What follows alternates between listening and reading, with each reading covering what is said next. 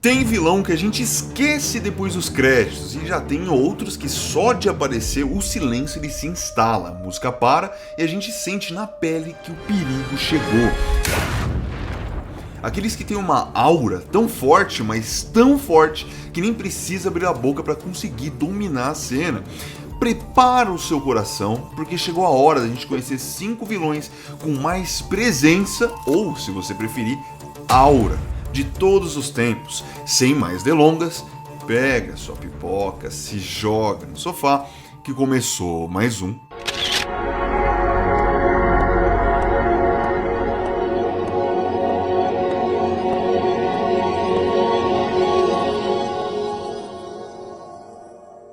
Fala galera, Giovanni aqui e você está no Cinema no Sofá. Hoje a gente vai além dos vilões tradicionais. Essa lista é sobre aqueles que nem precisam levantar a voz para conseguir dominar tudo. São vilões que carregam uma aura tão intensa que só a presença deles já muda o clima da cena, já dá aquele arrepio. Eles não pedem atenção, eles impõem.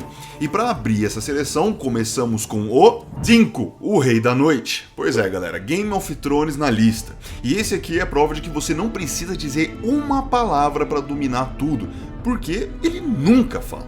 E mesmo assim, bastou uma aparição dele para mudar completamente o tom de Game of Thrones. Ele nunca mostrou emoção, e mesmo assim, toda vez que ele aparece, a sensação é a mesma. Ferrou. Ele não precisa explicar quem é também, nem o que ele quer. A ameaça ela não vem da fala, vem da presença dele. Você sente que algo tem errado, mesmo sem entender exatamente o que está acontecendo. E quando ele levanta os braços e os mortos se erguem ao redor, tudo muda. E mesmo sem um arco tão desenvolvido contra outros vilões que vai estar aqui na lista, o impacto visual e simbólico do Rei da Noite ele é gigantesco. Os criadores da série trabalharam a direção, a fotografia e também a atmosfera para que ele parecesse menos um personagem e mais um presságio, entende? Literalmente o prenúncio do fim.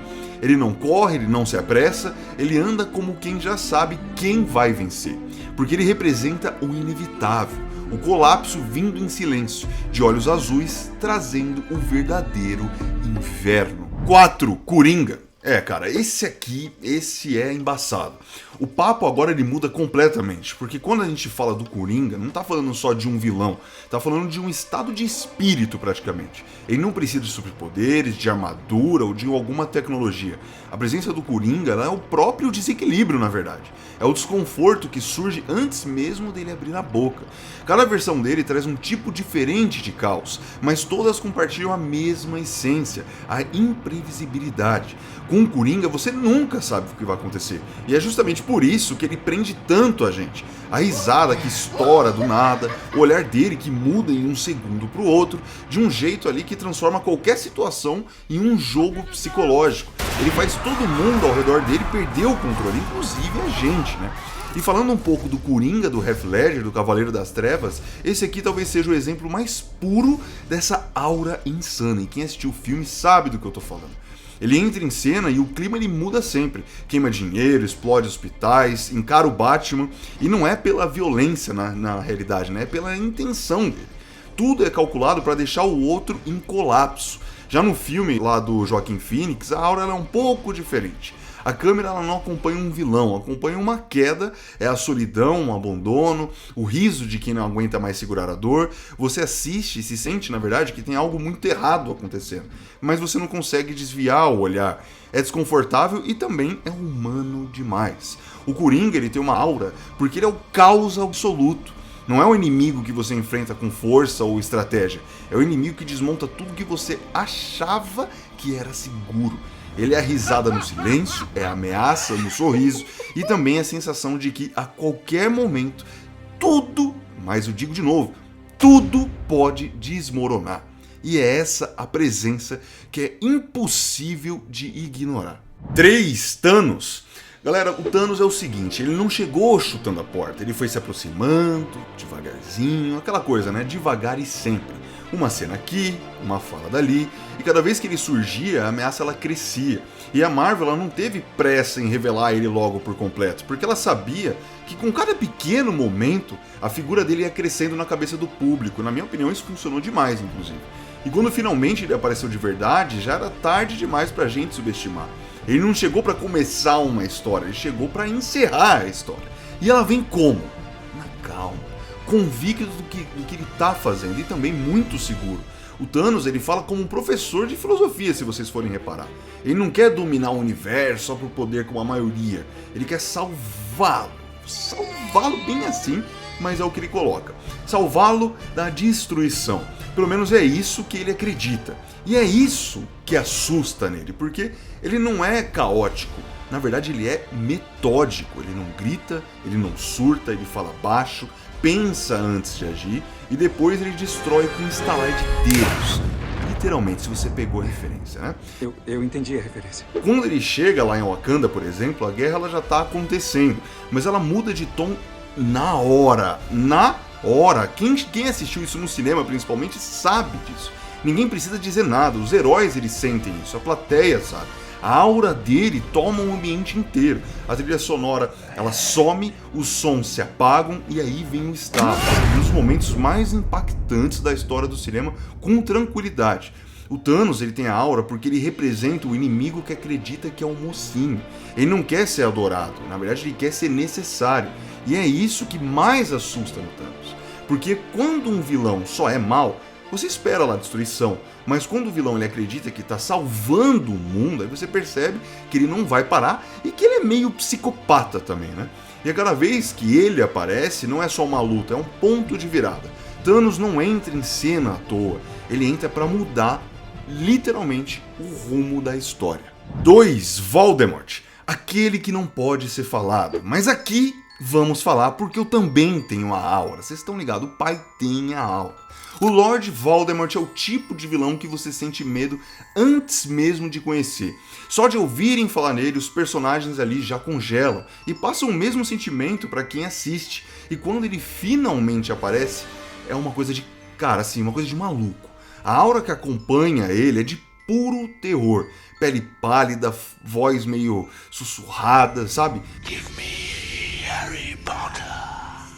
É como se ele fosse o mal absoluto. Ele é o resultado de uma jornada sombria. Nasceu como Tom Riddle, um órfão inteligente e carismático, que se transformou num bruxo mais temido do mundo.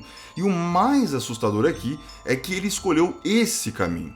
Estudou cada detalhe das artes das trevas, criou Horcruxes, né, para dividir a alma, porque ele não queria só poder, ele queria também ser eterno, e ainda conquistou seguidores fanáticos e extremamente leais a eles, os Comensais da Morte, que seguem ele pela ideologia de medo, vamos dizer assim. O Voldemort ele também não é só um vilão. Ele é um símbolo do ódio, da opressão e da supremacia mágica. O Voldemort ele não grita, ele ameaça, ele não briga, ele mata com um feitiço. E mesmo assim, a sua presença ela domina todos os bruxos, todos os cenários, todas as cenas. E tem um detalhe também muito importante aqui. Ele mexe com a memória, com o passado dos personagens, com as dores mais profundas. E isso daqui é um peso emocional absurdo que dá em toda a aura dele. A aura do Voldemort é um medo do desconhecido, do mal que nunca morre, do nome que é melhor você não dizer. E em primeiro lugar...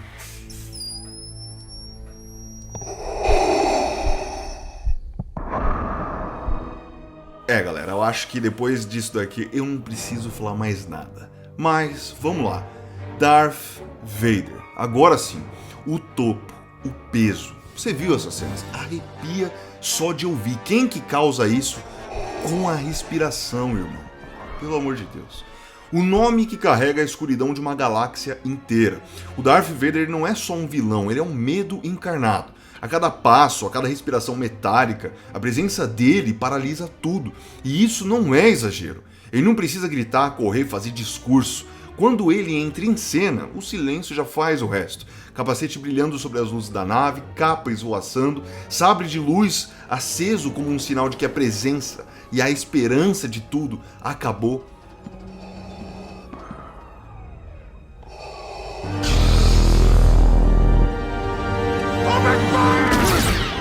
A trilha toca, a tensão sobe, todo mundo congela. Ele anda devagar, porque quem domina o medo não tem pressa.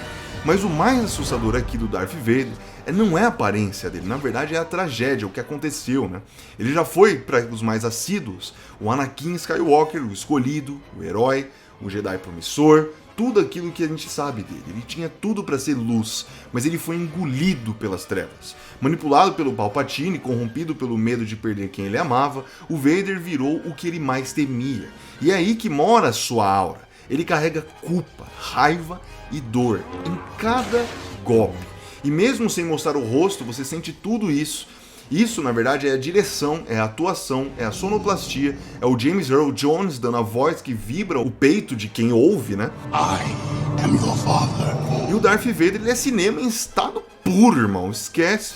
E tem mais, ele transcende o próprio universo de Star Wars. Você pode nunca ter visto um filme da saga, mas se você ouvir aquela respiração, pois é, aquela mesma, você sabe, é ele. Porque a aura dele, do Vader, não é no que ele faz, tá no que ele representa. Ele é o símbolo do que acontece quando o medo vence, quando o poder ele cega, quando o herói desiste. E no fundo, talvez seja por isso que, mesmo sendo o vilão mais temido da galáxia, a gente nunca consegue odiar ele por completo. Pois é, galera, aqui só tem vilão casca grossa, aqueles vilões que entram em cena e deixam a gente louco. Mas agora eu quero saber de vocês, vocês concordam com a lista? Se não, como seria a sua? Ou se faltou também acrescentar alguém, deixa aqui nos comentários porque eu quero saber. E não se esqueça de se inscrever no canal, deixar aquele likezão que ajuda demais a gente, ativar o sininho que assim você não perde nada desse universo da cultura pop, do cinema, de tudo. Porque tem muito vídeo bom vindo por aí. Se você ficou comigo até agora, eu agradeço demais. Até a próxima. Fui!